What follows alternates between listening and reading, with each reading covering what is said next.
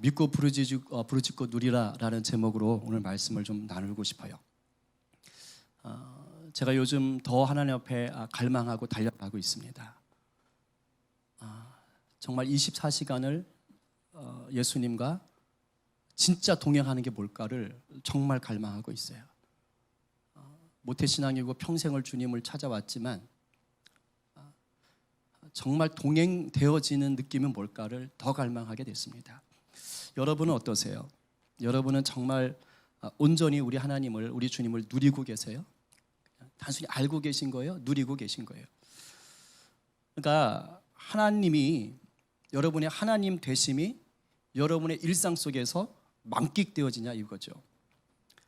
더 쉽게 말하면 우리 하나님이 주시는 사랑이라든가, 우리 하나님이 주시는 평안이라든가, 우리 하나님이 주시는 기쁨이라든가, 우리 하나님이 주시는 승리케 하심이 정말 내 삶 속에서 실제로 누려지고 있는가. 우리가 예수를 믿는다고 하고 또 이렇게 교회에 나오고 막 비도 오는데 예배에도 열심히 참석하는 이유가 뭘까? 목사한테 잘 보이는 거 아니잖아요.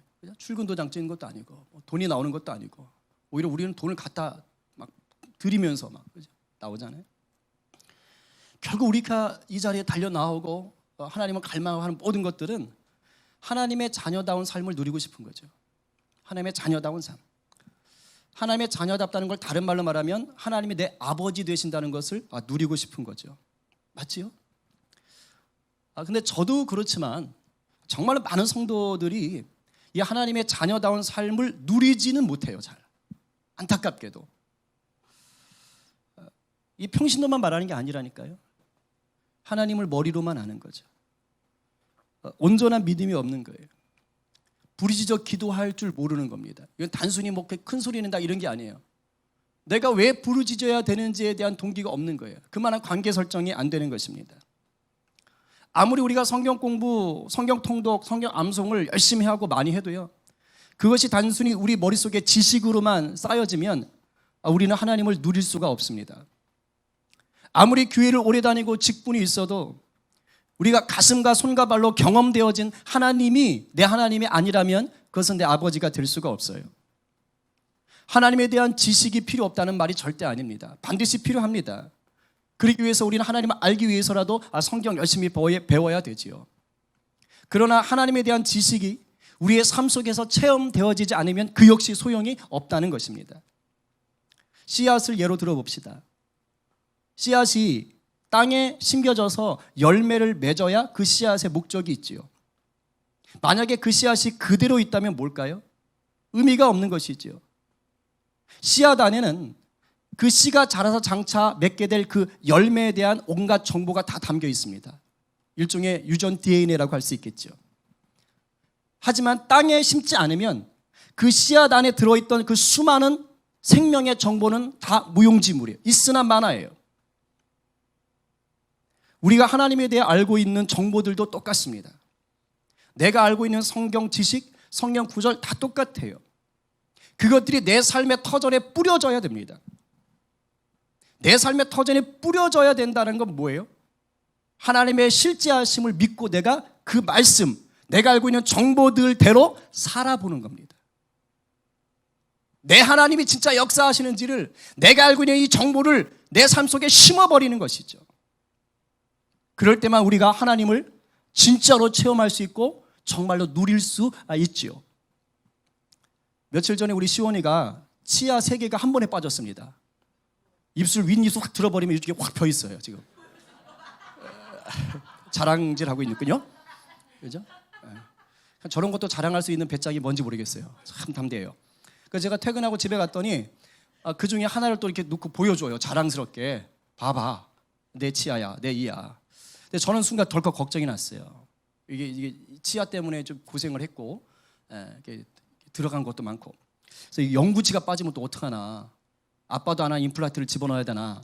이런 고민을 한 거죠. 그래서 막 이렇게 좀 걱정이 됐는데 그 내과 간호사 출신이신 아내께서 면밀하게 관찰해 보시더니 2개는 영구치가 아닌 게 확실한데 나머지 하나는 잘 모르겠다. 이런 판결을 내리셨어요. 뭐 내과 간호사 출신이니 뭘 아시겠습니까?만은 그래도 저보단 잘 아시겠죠. 그래서 약간의 의심을 가지고 빨리 병원에 가봐. 자, 그러면 이제 시원이는 어느 병원으로 가면 되는 거죠? 종류 중에서 치과로 가야죠. 이 상황에서 안과, 이비인후과, 신경정신과 이런 데 가면 진짜 이상해지는 겁니다. 자, 치과로 가야 된다는 걸 알고 있다는 것은 올바른 지식이죠. 올바른 정보입니다. 자, 그런데 어디 병원으로 가야 되는지를 알고 있다고 해서 그것이 치료가 되는 것은 아닙니다. 알고 있으면 이제 그 병원으로 가야 돼요. 시원이가 치과로 가지 않으면 정확한 진단을 받을 수가 없습니다. 만에 하나 치료도 받을 수 없어요. 가봐야지. 의사에게 입을 들이밀어 봐야지. 의사가 봐야지만이 이게 영구치가 빠진 건지 유치가 빠진 건지 지금 이 세 개가 덩달아 빠진 상태가 괜찮은 것인지.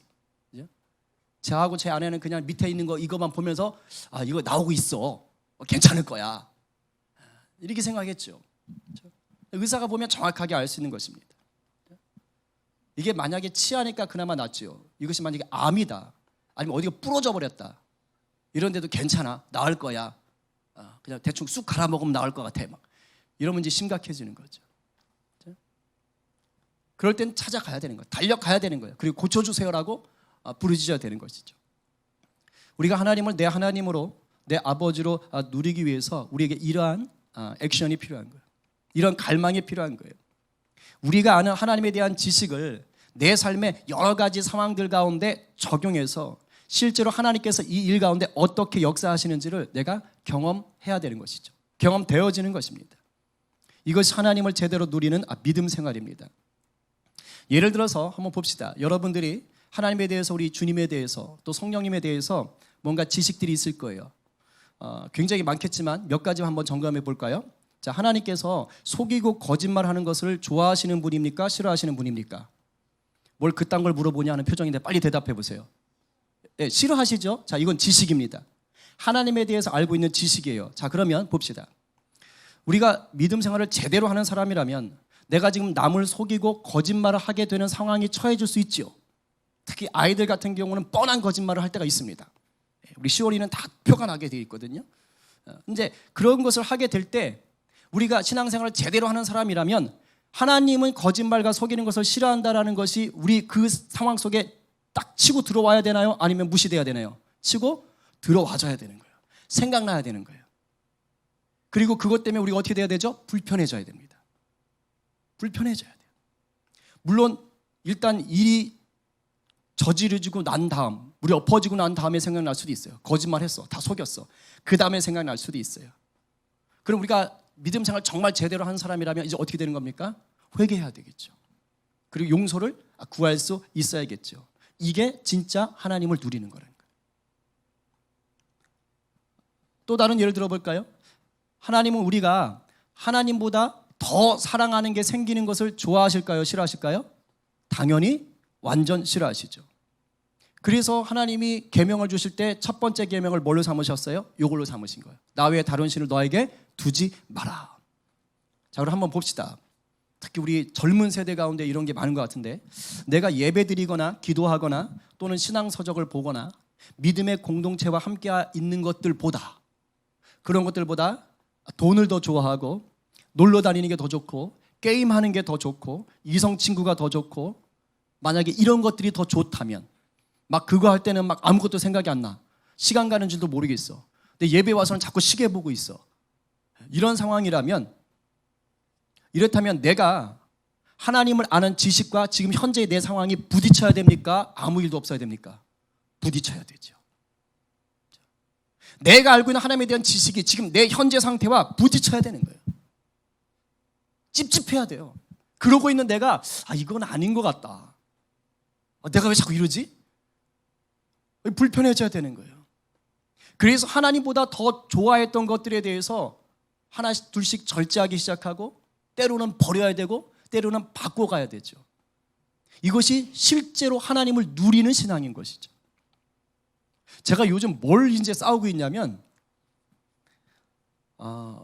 어쩔 수 없이 계속 이제 컴퓨터 앞에 앉아 있을 시간이 많죠. 말씀 준비하고 하다 보면.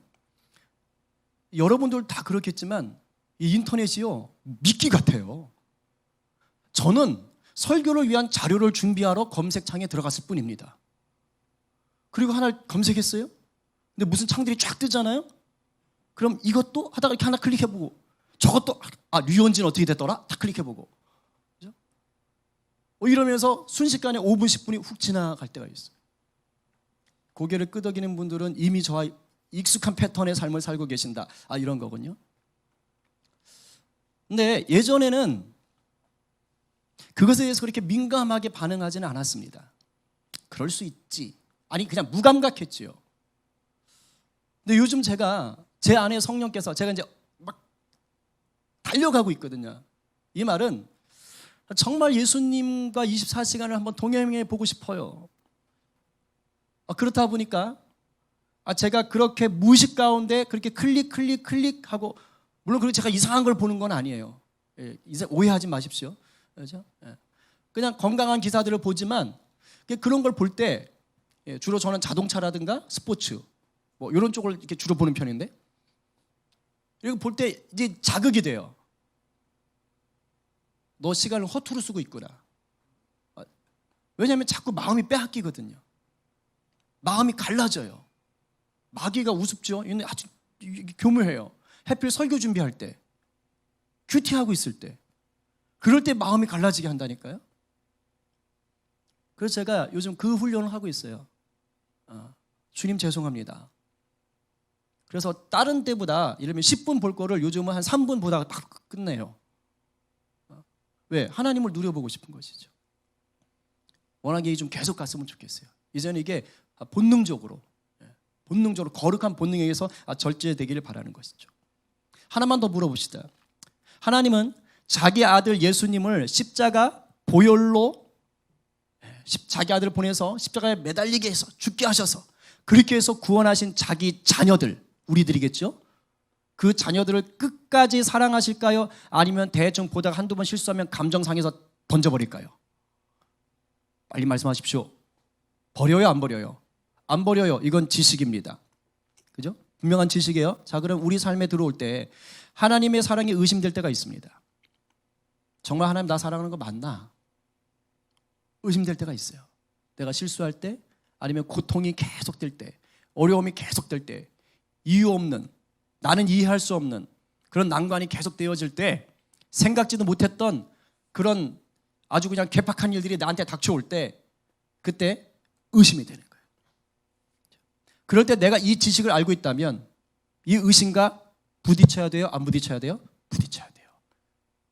이 지식이 정말 살아있는 지식이 되려면 어떻게 돼요? 그 의심을 몰아내야 되는 거예요. 몰아내야 돼요. 내가 아는 하나님에 대한 지식이 하나님을 향한 의심을 몰아내는 것이 될 때 그게 실제가 되는 것이죠. 그게 믿음이 되는 것입니다. 이런 식으로 하나님을 아는 지식이 내 삶의 모든 순간에 적용될 수 있다면 그 사람은 바로 누굴까요? 친밀함 누리는 거예요. 우리가 친밀함을 자꾸 착각합니다. 그냥 달달함, 그냥 손잡고 룰루랄라 하는 거, 그런 거 아닙니다. 하나님과 친밀함을 누린다는 것은 내 삶의 모든 영역 속에서 하나님의 말씀이 실제가 되고 그 성령께서 나를 통치하시고 그로 말미암아 내가 승리감, 행복감을 맛볼 수 있다는 거예요. 어떤 환경에도. 세상에 알 수 없는 행복이 나를 덮을 수 있는 것이죠.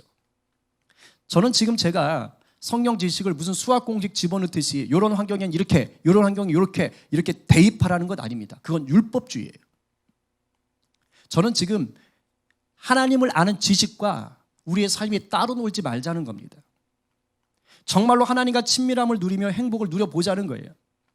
자꾸 머리로만 아는 지식 가지고 하나님을 믿으려고 하니까 우리가 딱딱해지고 삭막해지고 자기가 스스로 생각해도 율법주의자 같고 하나님은 멀리 계신 것 같고 이게 아닌데 하면서 삶은 더 괴리감을 느끼고 우울해지고 자꾸 상황을 판단하게 되는 것입니다. 그렇기 때문에 우리가 하나님을 믿는다는 것은 단순히 교회에 나온다는 말도 아니고요, 성경을 많이 안다는 것도 아닙니다. 하나님을 믿는다는 것은 하나님을 내 삶에서 실제로 누린다는 말이고 그 하나님 때문에 내가 어떤 상황에서도 평강이 있다라는 것이죠. 이게 우리가 얘기하는 행복 아닌가요? 성경 전체가 바로 하나님과 동행하는 이 참된 믿음 생활에 주는 행복, 이것을 우리에게 증거하고 있는 것이에요. 오늘 18편도 바로 그런 내용입니다. 오늘 시편 28편을 보면 다윗 왕이 인생의 고난에서 자기를 구원해 주신 하나님께 감사 찬양 노래하는 내용이에요. 우리 다 함께 1절 앞에 있는 표제죠. 써 있을 거예요. 작은 글씨로. 있습니까? 뭐 스크린 보셔도 돼요. 자, 1절 전에 써 있는 거 굉장히 길게 써 있는 거 한번 읽어보겠습니다. 자, 시작. 다윗의 시 인도자를 따라 부르는 노래. 여호와께서 다윗을 그 모든 원수들의 손에서와 사울의 손에서 건져주신 날에 다윗이 눈의 말로 여호와께 아뢰어 이르되. 예, 여호와의 종 다윗의 시, 그러니까 다윗이 썼다라는 것입니다. 사무엘하 22장에 보면 이것과 거의 똑같은 노래가 그대로 있어요. 그러니까 다윗이 썼다는 겁니다. 그런데 그 다음에 바로 뭐라고 하죠? 인도자를 따라 부르는 노래다라고 얘기했어요. 그러니까 어디에서 다윗 혼자 쓴 게 아니고 예배 때 같이 불렀다라는 것이에요. 다윗의 노래만이 아니라는 거예요. 다윗에게만 적용되는 것이 아니라는 것입니다. 공동체에게 함께 적용된 거예요. 그래서 이스라엘 백성에게, 다윗의 후손에게, 오늘 우리에게, 예수 믿는 우리에게 모두 하나님이 내 하나님 되신다. 이것을 지금 알려주는 거예요. 그래서 오늘 이 18편이 50절까지 있어요.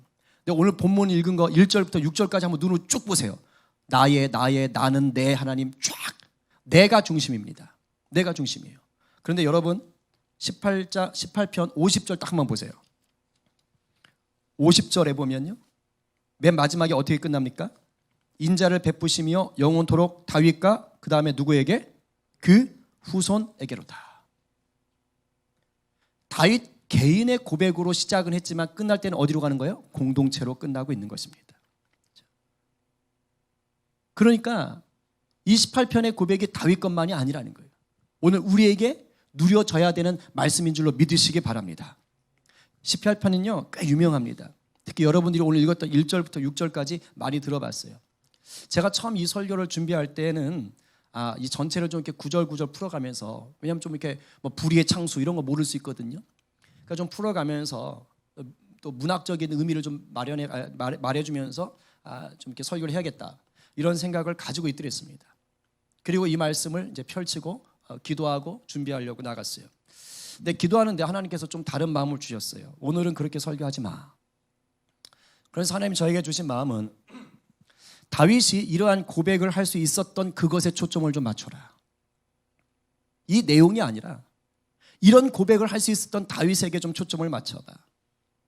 오늘 이 본문 내용이 성도들에게 또 하나의 지식으로 머물지 않도록 좀 해주라. 그 마음을 주셨어요.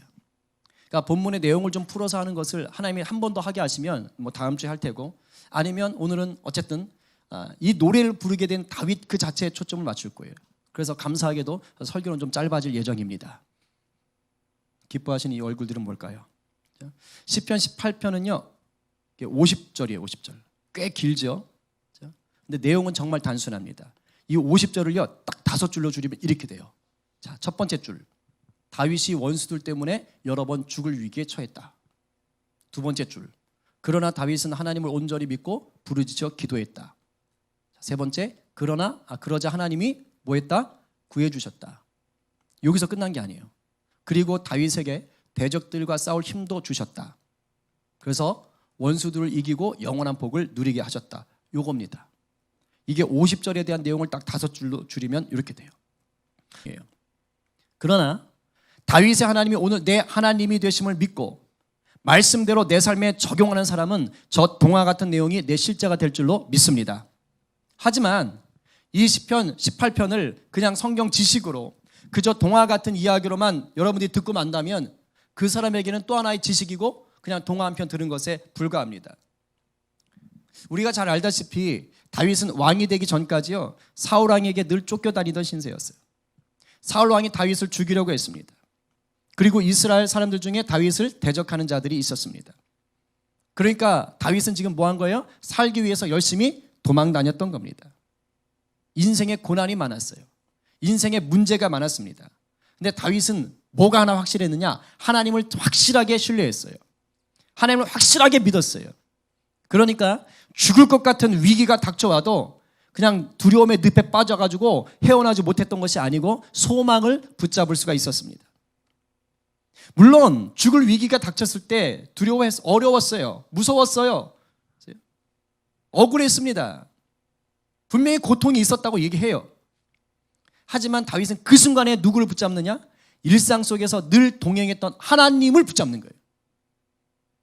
멀리 계신 하나님이 아니라 늘 동행했던 그 하나님을 붙잡는 거예요. 다윗의 평생은 하나님과 동행하는 삶이었습니다. 어린 시절에, 청소년 시절에, 양들을 몰던 그 목동 시절에 늘 하나님과 들로 광야로 나아가면 하나님이 오늘도 이 풀을 주시는구나. 그래서 양들에게 먹을 것을 주신 그 하나님 앞에 다윗이 비파수금을 들고 악기를 연주하며 하나님을 찬양했더랬어요. 맹수가 양들을 잡아가면 저놈 봐라, 하나님 맡기신 내 양인데 하고 달려가서 입을 찢고 돌을 던지고 하면서 그 양을 마침내 찾아냈어요. 그리고 그것이 내 힘이 아니라 하나님이 구하게 해주셨다라고 하나님을 고백하고 하나님께 영광을 드렸어요.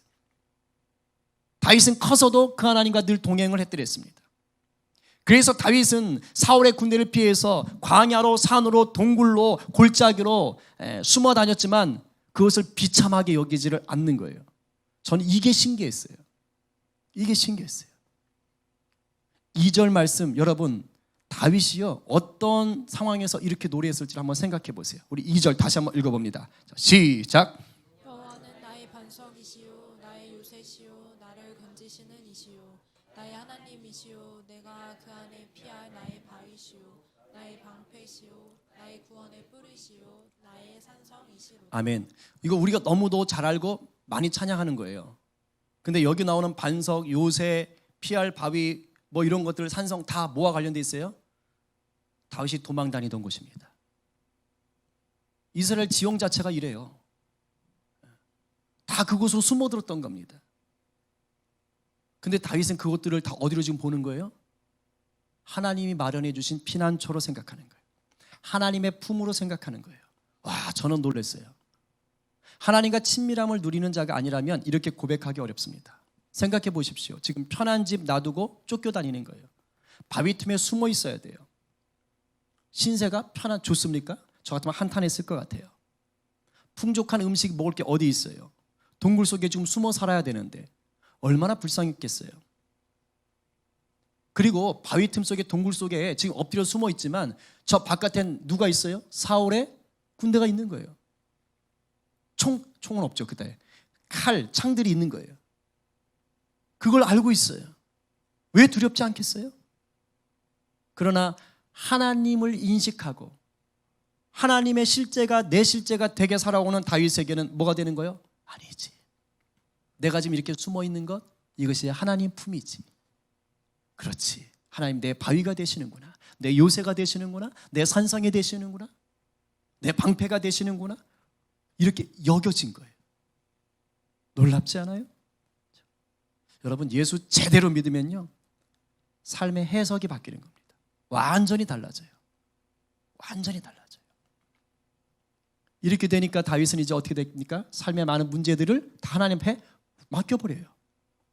맡겨버립니다. 3절과 6절 말씀 같이 한번 읽어볼까요? 자, 시작.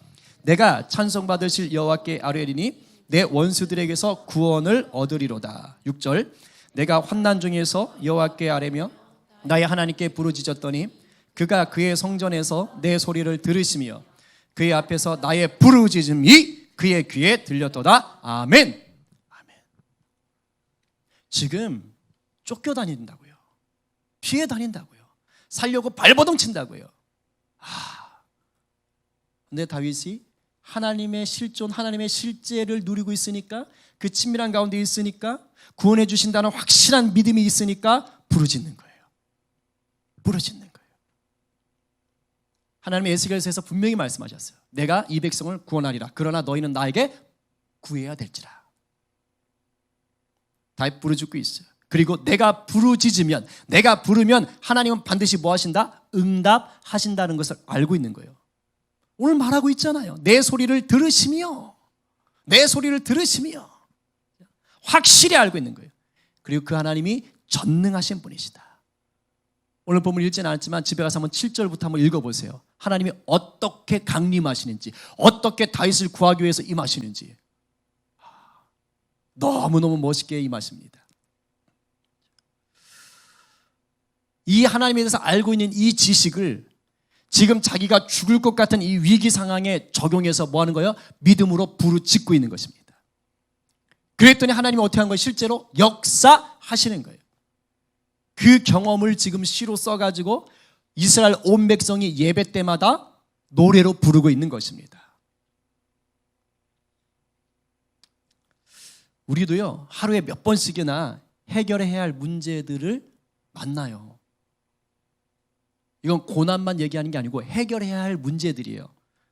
우리에게 일단 기본적으로 반복되는 문제들이 있어요. 반복되는 해결해야 될 문제들. 제일 확 와닿는 게 뭐예요? 먹는 문제예요.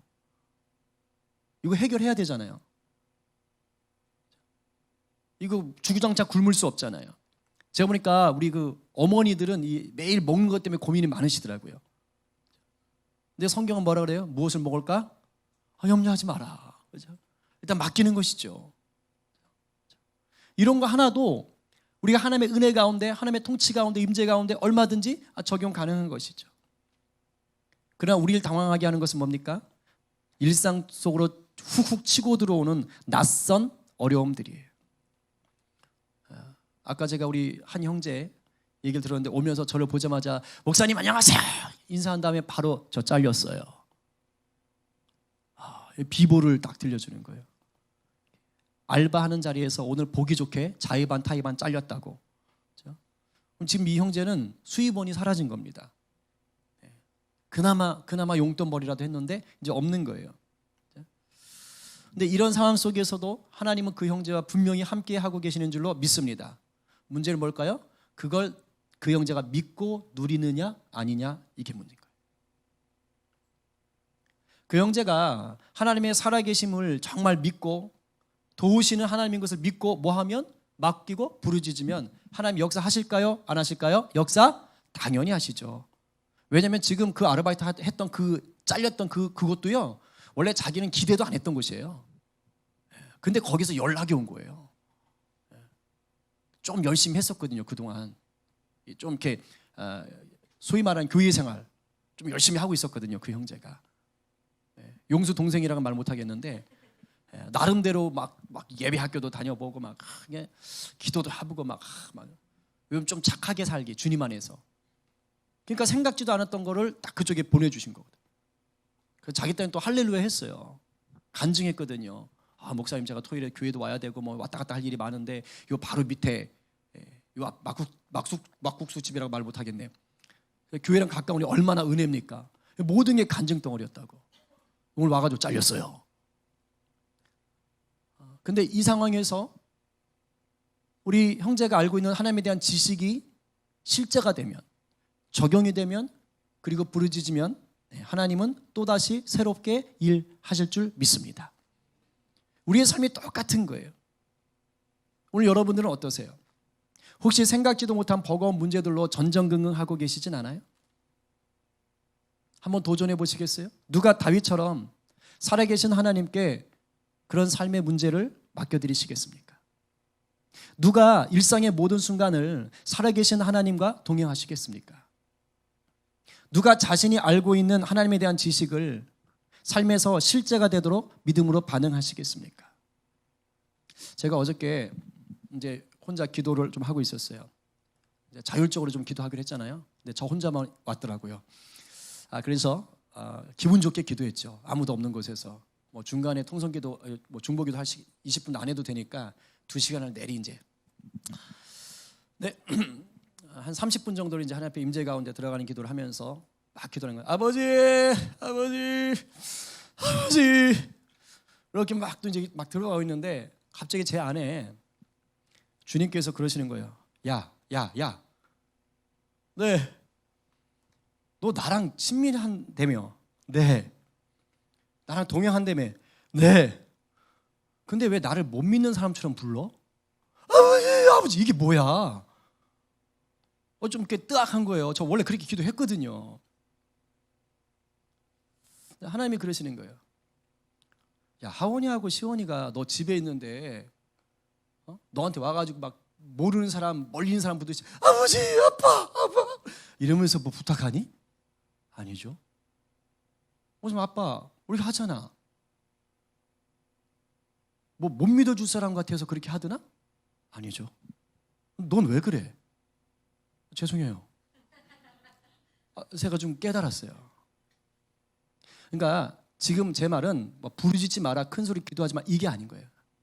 하나님 저한테 얘기하셨던 것은 정말 하나님을 신뢰한다며 내 주님으로 우리 예수님을 맞아들인다면서 마치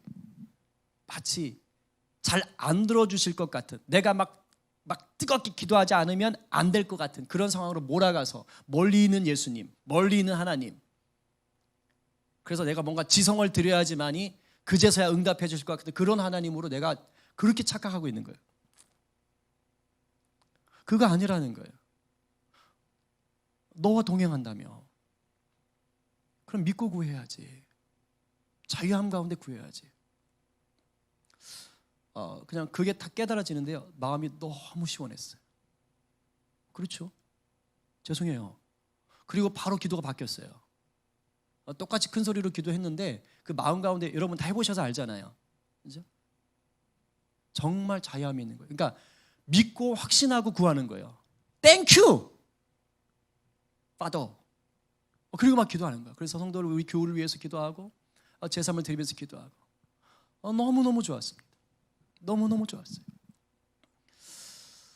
여러분, 제 나름대로 이제 좀 더 도전하는데, 우리가 하나님을 진짜로 아버지로 누리면 분명한 것은요, 지금과는 많이 달라집니다.